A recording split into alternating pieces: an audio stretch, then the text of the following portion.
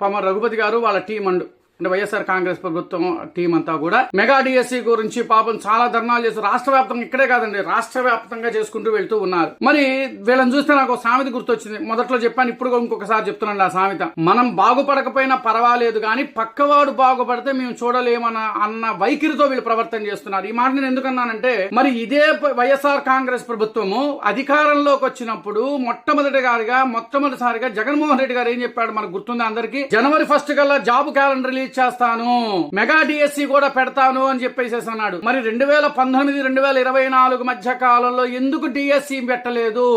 ఆ రోజు మెరిట్లు వాళ్ళని ఎందుకు మీరు బయటికి తీసుకొచ్చి ఉద్యోగాలు ఇవ్వలేకపోయారు?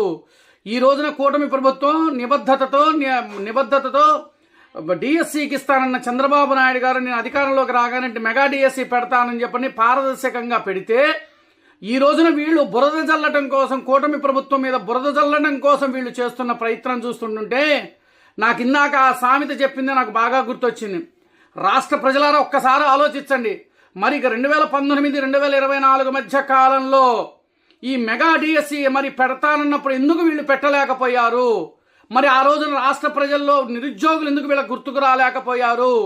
వీళ్ళు అసెంబ్లీకి వెళ్ళి బూతులు తిట్టుకోవటము, లేదంటే వీళ్ళు తన్నుకు సావటమే తప్ప రాష్ట్ర నిరుద్యోగుల గురించి పట్టించుకొని ఈ వైఎస్ఆర్ కాంగ్రెస్ ప్రభుత్వం ఈ రోజున మేమేదో రాష్ట్ర ప్రజల్లో ఉన్న నిరుద్యోగులందరినీ కూడా మేమందరం ఏకం చేసి మేము న్యాయం చేస్తామని వీళ్ళు సెల్ఫ్ డబ్బా కొట్టుకుంటూ రోడ్ల మీదకి వచ్చారు. చూసారా? ఇది నాకు చాలా అందుకే హాస్యాస్పదంగా ఉన్నది అన్నది నేను చెప్పేది ఒకటే. నేను చెబుతున్నాను, రాష్ట్ర ప్రజలారా మనం ఒక్కసారి ఆలోచించాలి. ఈ మెగా డిఎస్సి అనేది పారదర్శకంగా కూటమి ప్రభుత్వం చాలా జాగ్రత్తతో నిబద్ధతతో పెట్టింది. మరి ఇదే ధర్నాలు ఆ రోజున మెగా డిఎస్సి పెట్టనప్పుడు మీ జగన్మోహన్ రెడ్డి గారు మా జాబ్ క్యాలెండర్ వదులుతా అన్నప్పుడు ఆ రోజున ఎందుకు ధర్నాలు చేయలేకపోయారు? కేవలం రాష్ట్ర ప్రజలను తప్పుదో పట్టించడం కోసం, కూటమి ప్రభుత్వం మీద బురద చల్లడం కోసం ప్రయత్నం చేస్తున్నారు.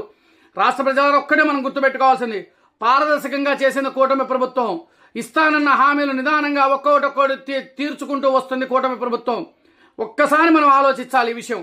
వీళ్ళు కేవలము వాళ్ళ రాజకీయ లబ్ధి కోసం, ఈ వైఎస్ఆర్ కాంగ్రెస్ ప్రభుత్వం రాజకీయ లబ్ధి కోసం ప్రజల్ని తప్పుదో పట్టించడం కోసమే నిన్న చేసిన ఈ మహాధర్నా కార్యక్రమం. ఇది కేవలము ప్రభుత్వం మీద బురద చల్లడం కోసం చేసిందని చెప్పని నేను మీ రాష్ట్ర ప్రజలందరికీ కూడా నేను తెలియజేస్తూ ఉన్నాను. నేను చెప్పింది అవునా కదా ఒక్కసారి ఆలోచించండి. దీంట్లో కామెంట్స్ మాత్రం ఖచ్చితంగా తెలియజేయండి. నమస్కారం. నా పేరు చూకల దుర్గాప్రసాద్ శాస్త్రి, బాపట్ల జిల్లా, బాపట్ల.